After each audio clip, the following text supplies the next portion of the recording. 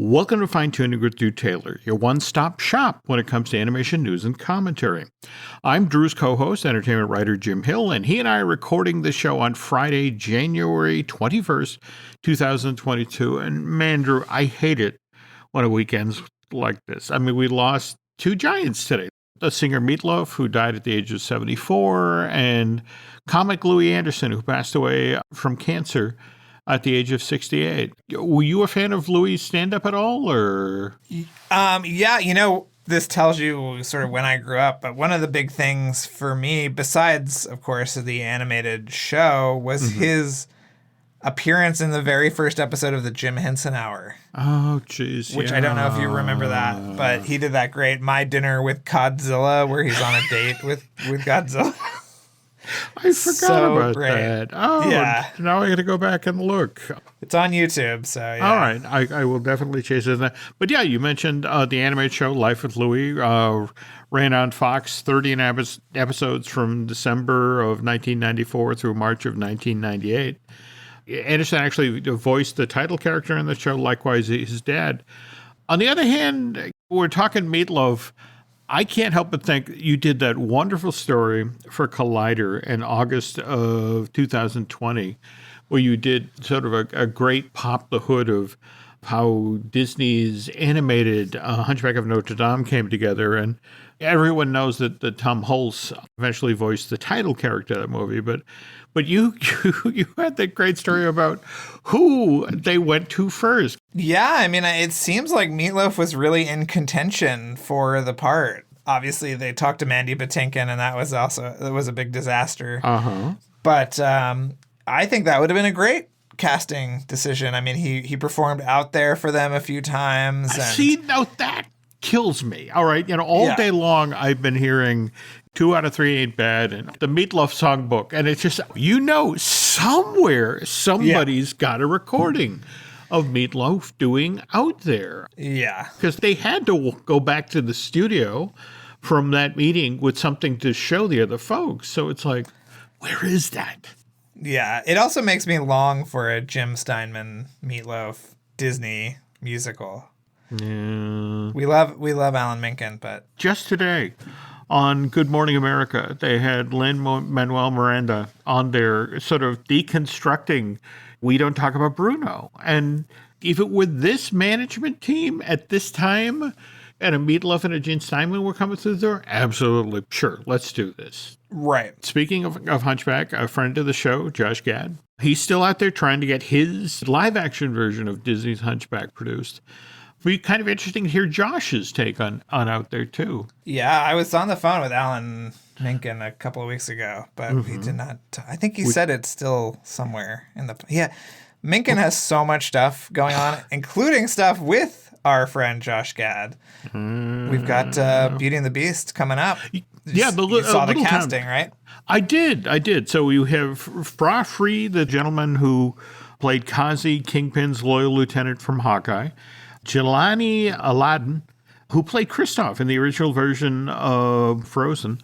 I think it was the summer before last when they did that world premiere staging of the in the music. Park, right? Yeah, for Hercules, and he played the title role. And Roger Bart played Hades, and it's like, I want to see this. But anyway, I really am behind on my, I guess Little Town's supposed to start shooting this spring. But that'll be for Disney Plus. And didn't Josh just have a show debut on Peacock last week, Wolf Like Me? Or yeah, it's great. It's really, really great. Yeah. Okay. Not for the kids, but it's really wonderful. We went through the whole thing in 2 nights. So all right, it's awesome. And also, did you see the announcement this week about Central Park? Central Park has been renewed for a 3rd season, but that was in March of last year.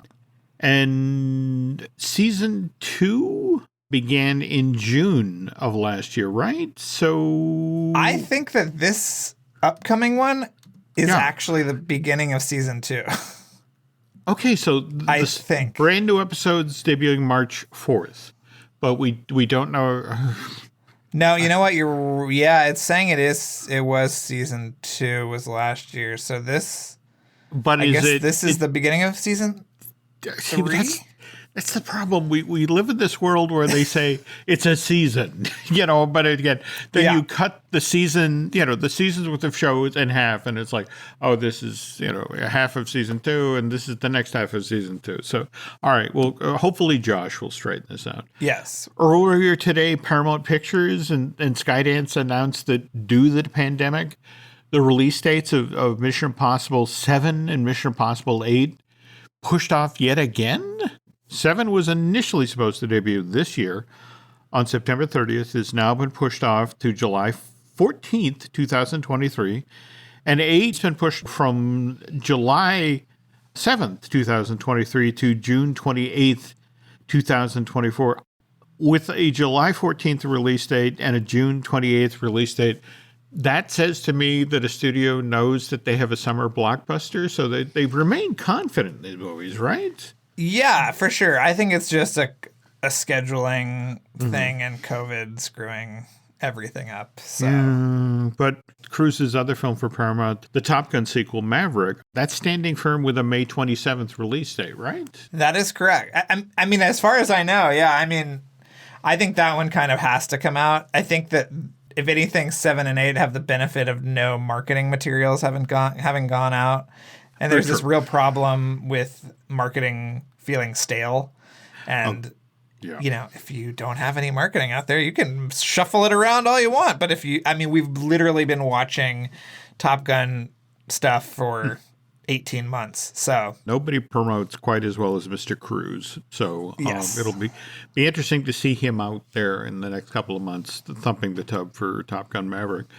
Speaking of news, the news portion of Fine Tuning is brought to you by Storybook Destination, trusted travel partner of the Jim Hill Media Podcast Network. For a worry-free travel experience, please book online at StorybookDestinations.com.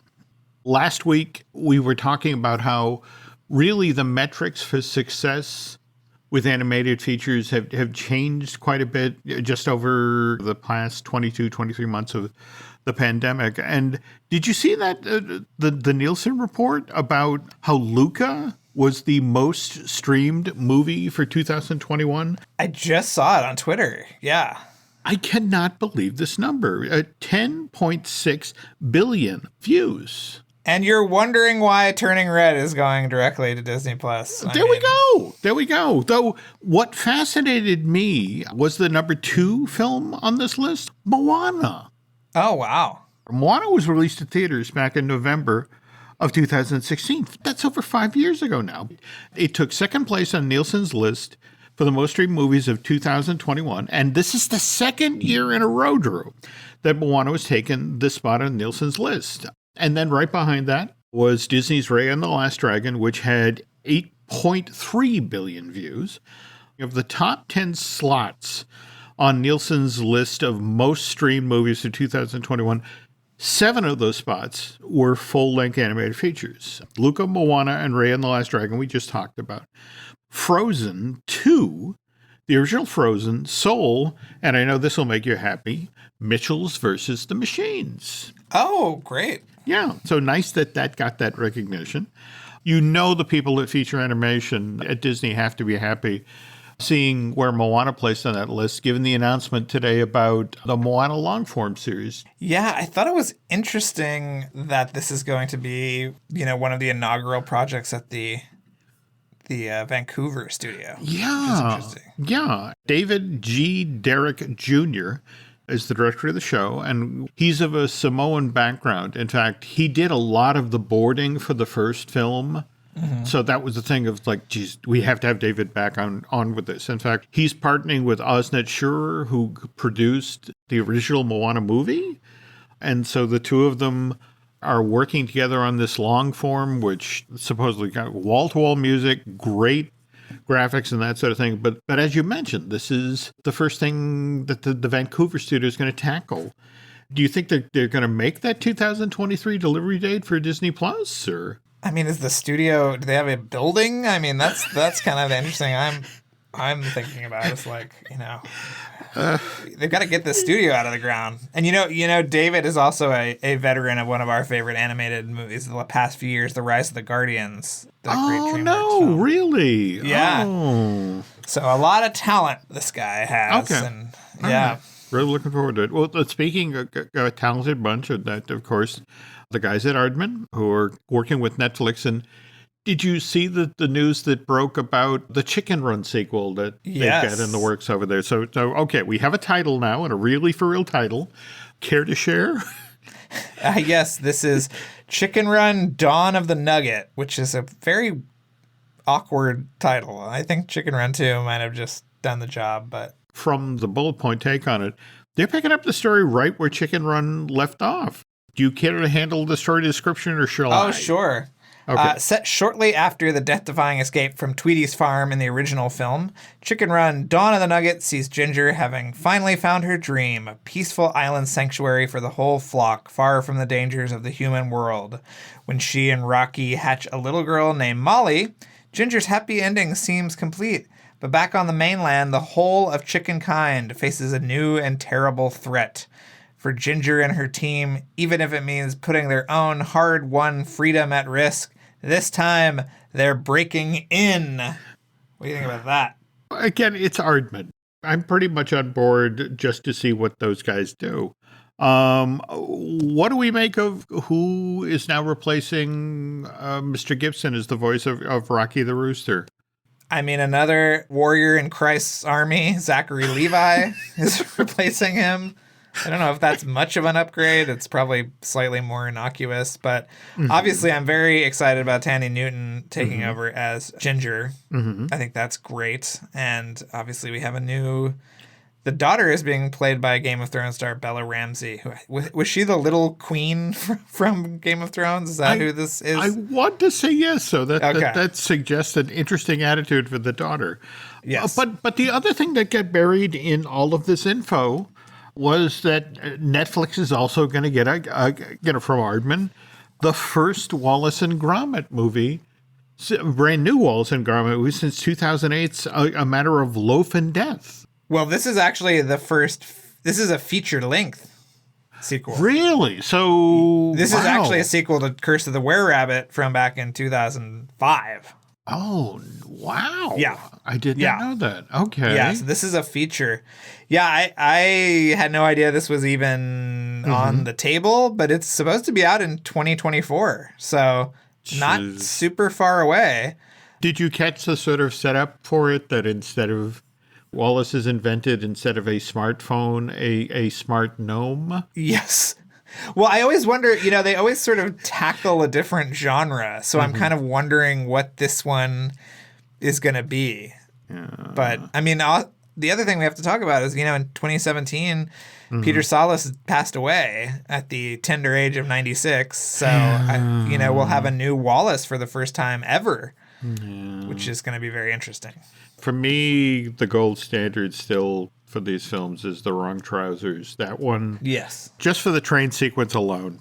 And of course, we were talking about Garden Gnome. Speaking of statuary, though, and I apologize, Drew, I did this to you last week. I sent you to an auction house to look at a catalog, and then you had to decide, well, do I actually make the right payment? Because this one, Heritage, is holding it on February 4th and 7th. This is an animation art signature sale. And the one that's dangerous about this for you and I is they're offering over 50 maquettes from animation history, from Pixar and Disney. When you were working at the company, and I'm sure when they would be walking you through, we're working on this film, we're working on that film, that sort of thing. Do you remember when they'd bring the maquettes through and very clearly on the bottom it would be stamped that return to the, I guess it would be the ARL, wouldn't it? From the library? Yeah. I mean... Yeah, even because they would be with the cells and everything, and sometimes they're in the. One sort of underrated library at Disney was the consumer products library, and I would love that because you could see these giant books of making sure everything is on model for the toys and everything like that, and a lot of times there would be maquettes in there as well. But even. Me, I'm always talking to these guys for an article or something, and every time I see a maquette, I'm always like, should you have that? Yeah, well, and that's the thing. From the 40s on forward, they literally had stamped on the bottom, return to the character model department, but they still wandered out of the building. And in this case, at this auction, there's stuff from the 40s. I mean, they've got Pinocchio, Jiminy Cricket. The thing that fascinates me, they've got early Captain Hook from the aborted version of the Dave Hall version of Peter Pan they were going to do. Likewise, the Siamese cat from Lady and the Tramp before that the Tramp was part of this story. Right. You know which one I love that I'm looking at right now, Jim, is Sir Giles from The Reluctant Dragon, which is one of my favorite shorts. And I mean, it's just his head. It's so cool. Mm-hmm. No, my God. Basil of Baker Street, Jim, why are you telling me about this? I'm sorry. I get it. To see this thing, I'm trying to be strong. I will go. I'll get the catalog. I can look at it from afar.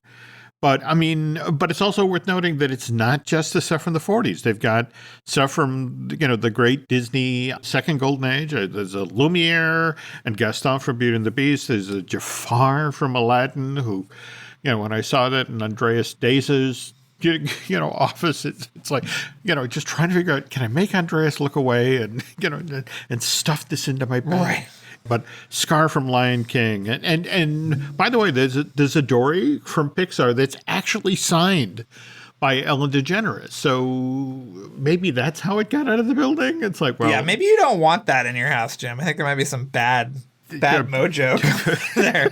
But I mean, there's bidding going on right now already for a lot of this stuff. The Mr. Incredible maquette is already at like 4,000, I want to say.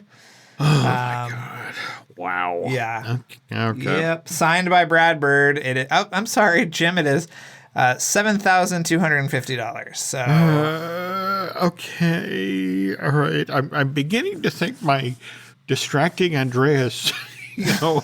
I think that's a more viable option at this point. Really thinking the same thing.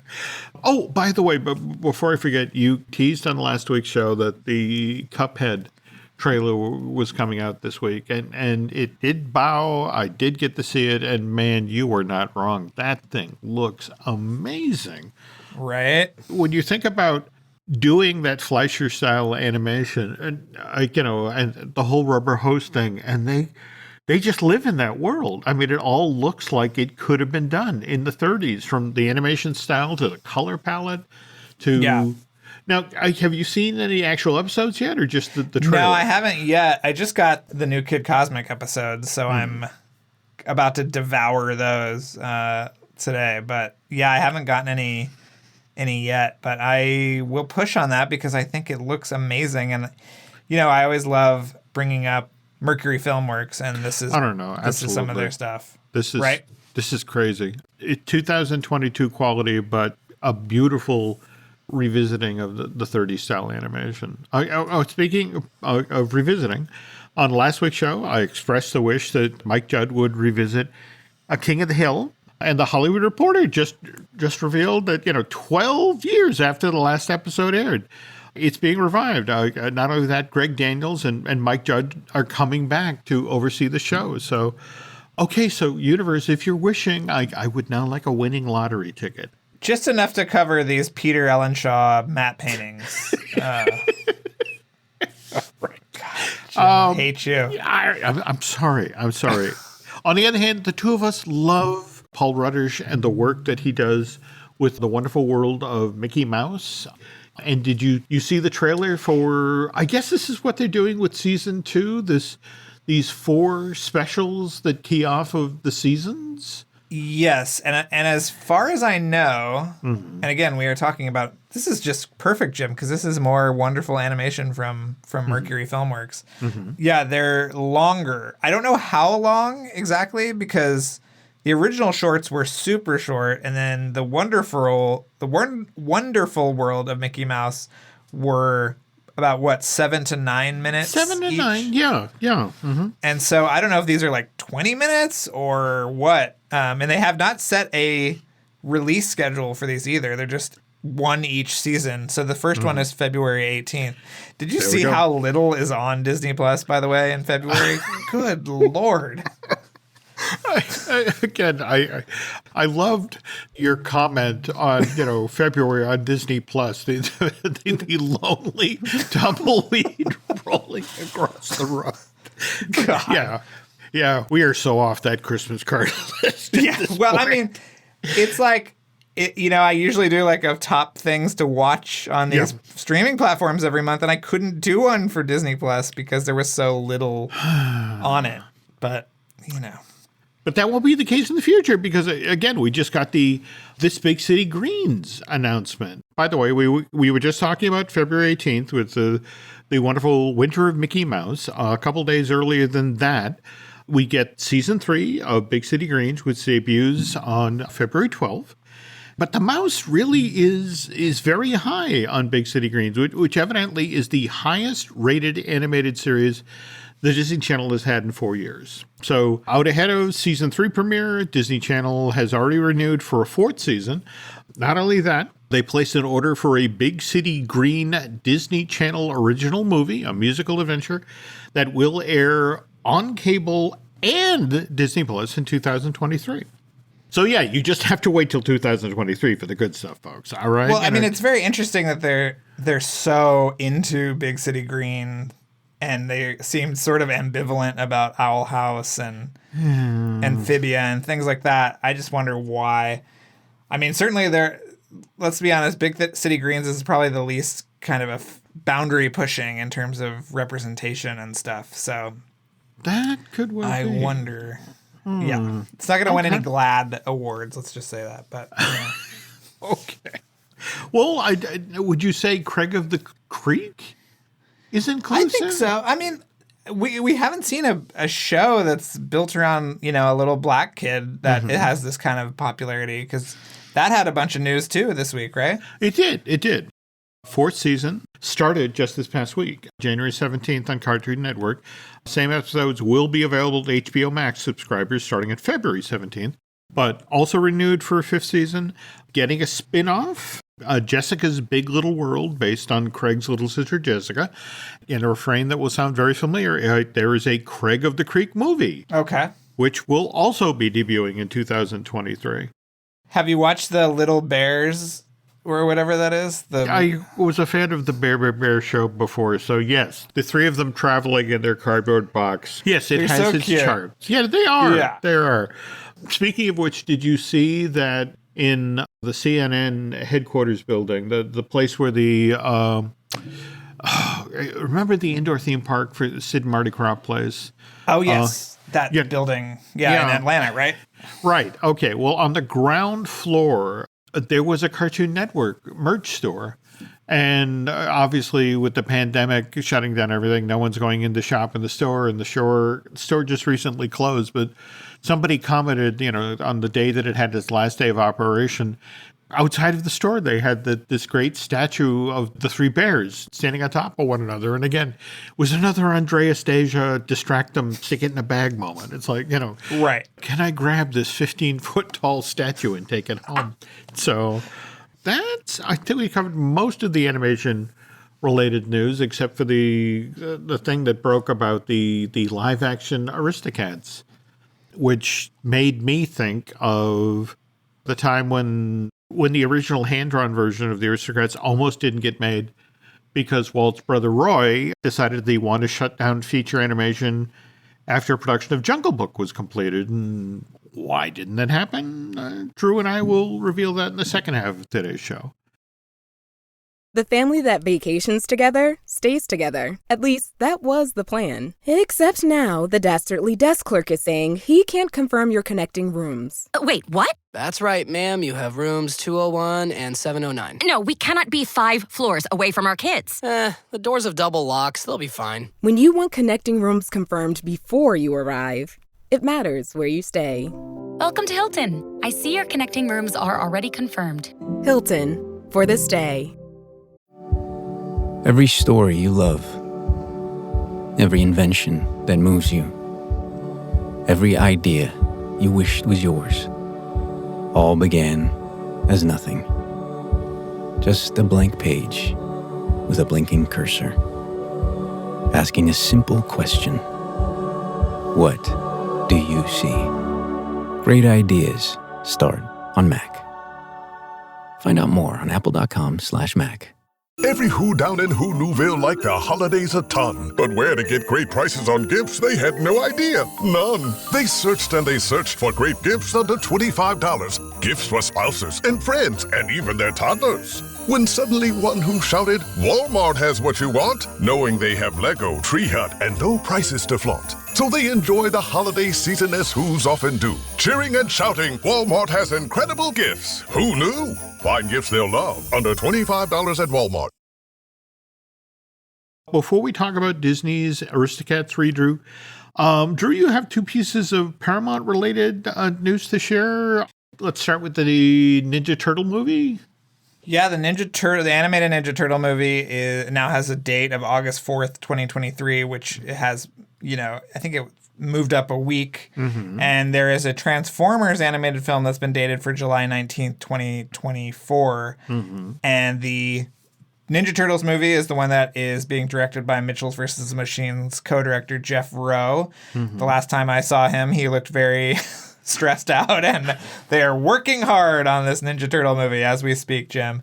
And the Transformers movie, I think maybe is the Josh Cooley movie that ILM is doing the animation for. Mm-hmm. So let's cross our fingers for that one because we need a new Josh Cooley movie in our lives. Absolutely. You also noticed that we have some news in regard to Blazing Samurai. Is that correct? Yes. It is going to come out this summer via Paramount. So, we lost Mission Impossible and we gained Blazing Samurai.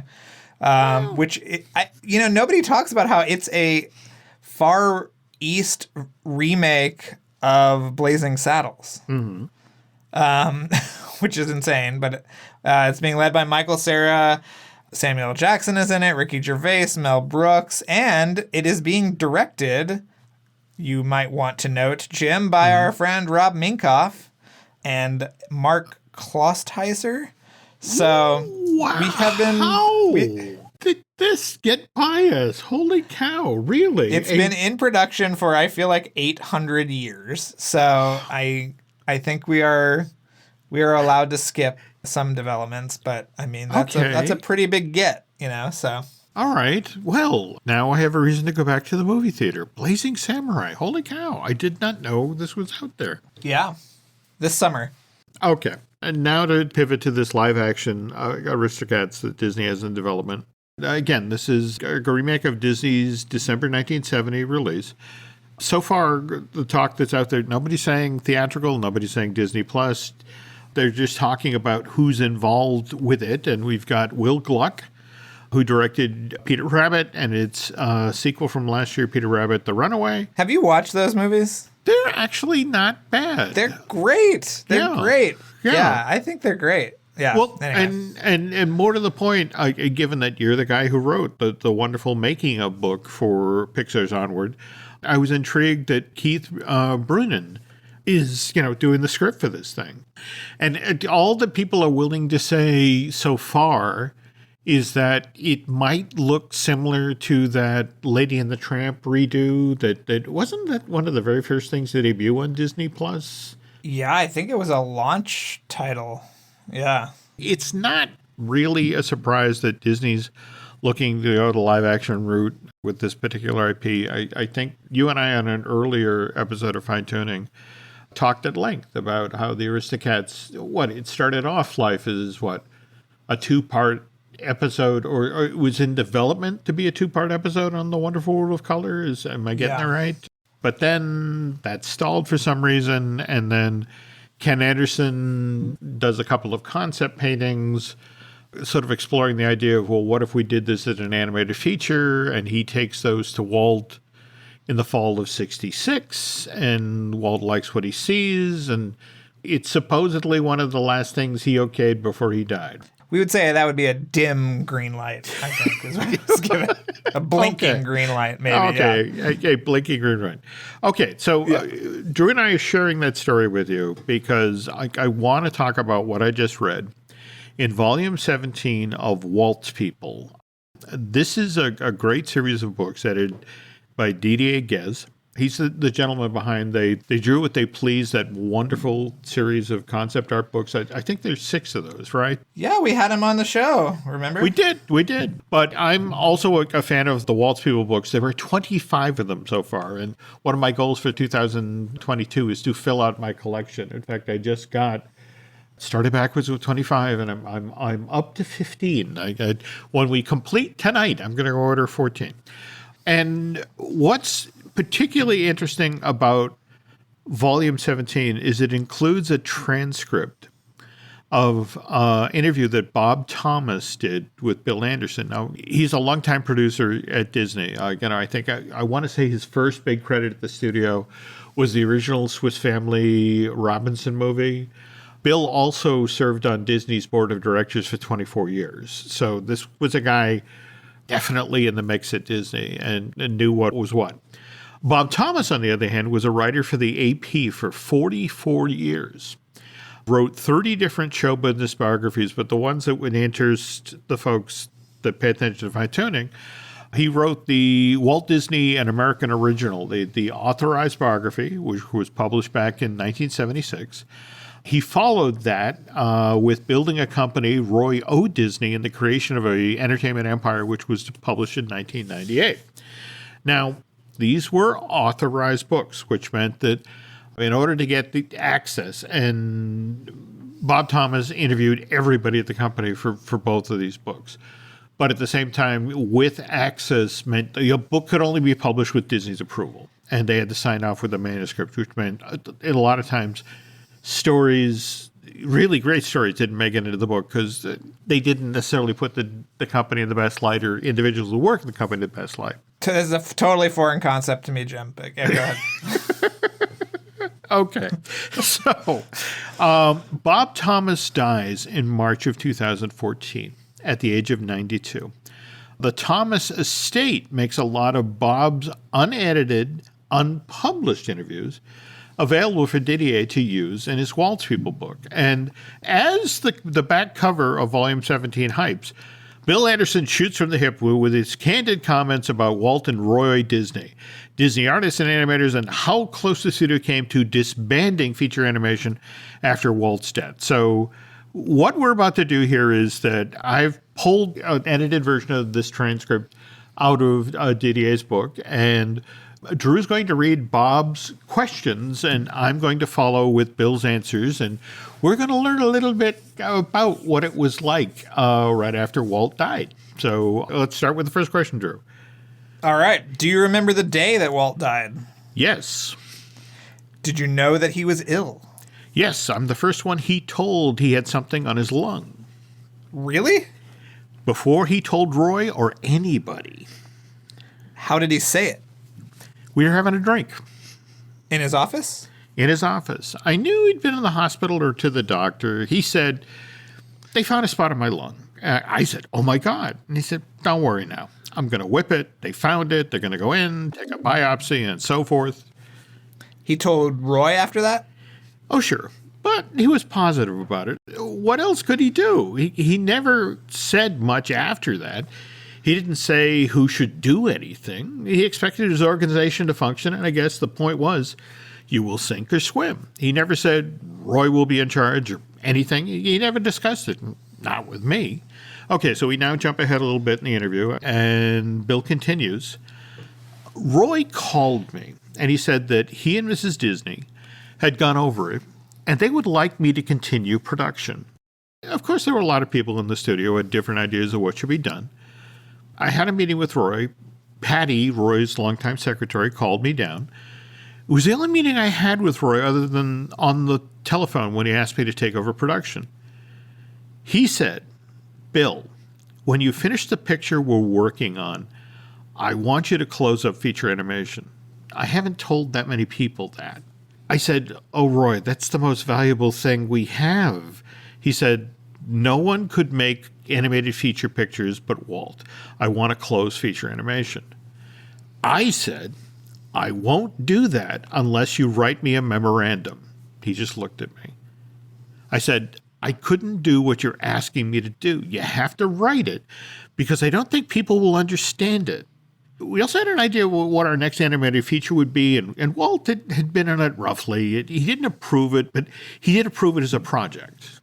Which one was that? The Jungle Book was finished. I'm trying to think of the next one after Jungle Book, and he literally can't remember the name of the Aristocats. So what did Roy say after you said that?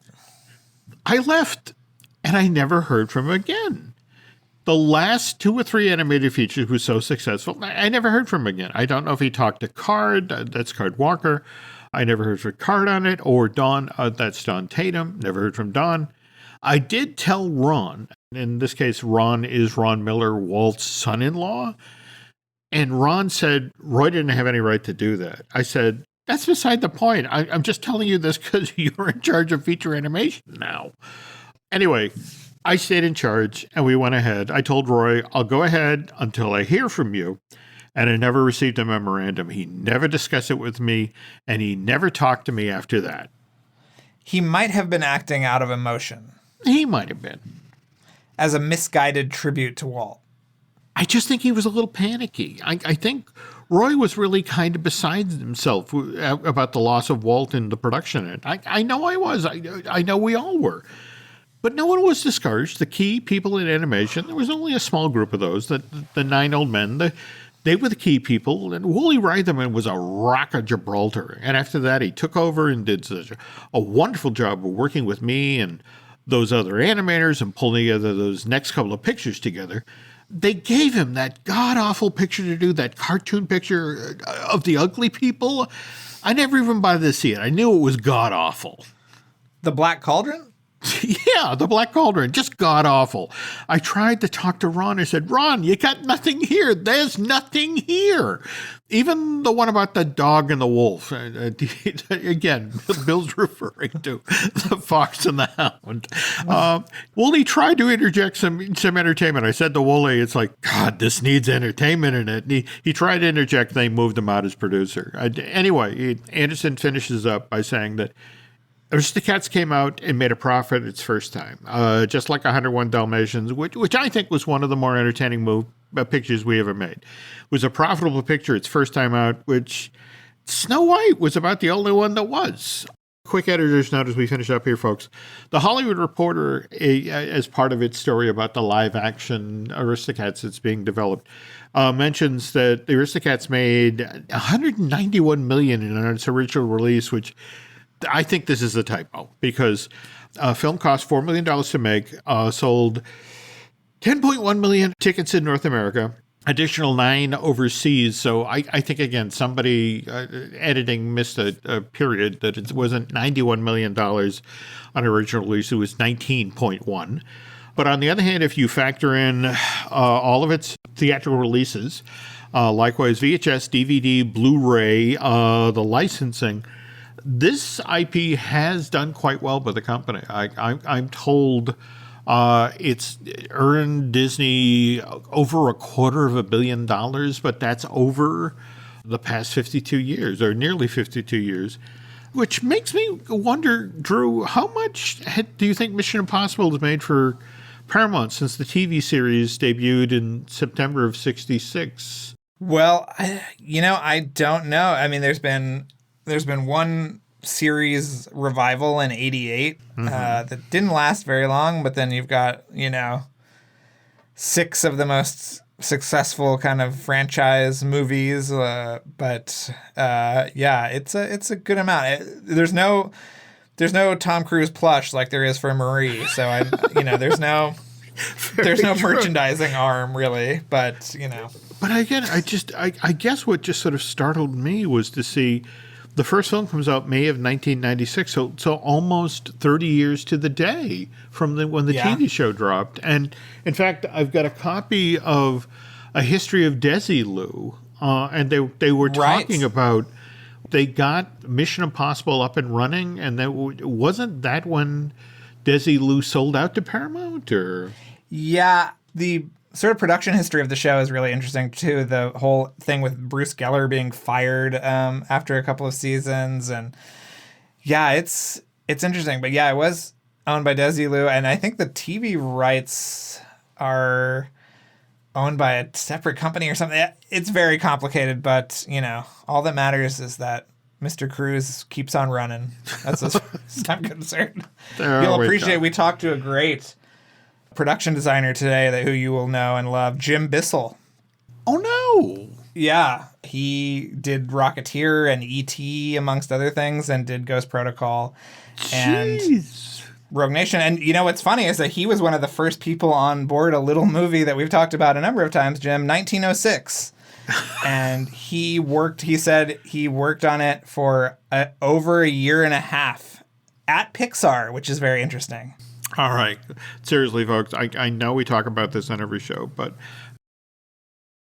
do not make the mistake of thinking, okay, Light the Fuse is just about the Mission Impossible movies. It's not. It's when Drew and Charles bring somebody on the show to talk, they talk about their entire career, and you get behind-the-scenes stories on a startling number of films. And, and again, I love how you and Charles really walk folks through their entire career, but do bring it back to, of course, the Mission Impossible franchise. But it's going to be a great couple of episodes. Jim, he is like a legend, as we've said, and he has great stories about Brad Bird and McQuarrie, and it's just really, really, really interesting. We had a blast talking to him, so that'll be maybe a month or 6 weeks down the road, but it's great. It's really, really great. Killer. Okay, well, again, folks, seriously, if you could do Drew and I a favor, if you could head over to Apple Podcasts and not only rate what you're listening to tonight, but Fine Tuning, but also Light the Fuse. That would be very helpful. If, on the other hand, you really, really, really want to help out here, if you want to go to Bandcamp and subscribe, that would be amazingly helpful. Okay, I think that's going to do it for this week, which virtually guarantees as soon as Drew and I, stop recording this, some other giant piece of animation news will break. But if that's the case, we will just talk about it on next week's show. So thanks for listening and good night.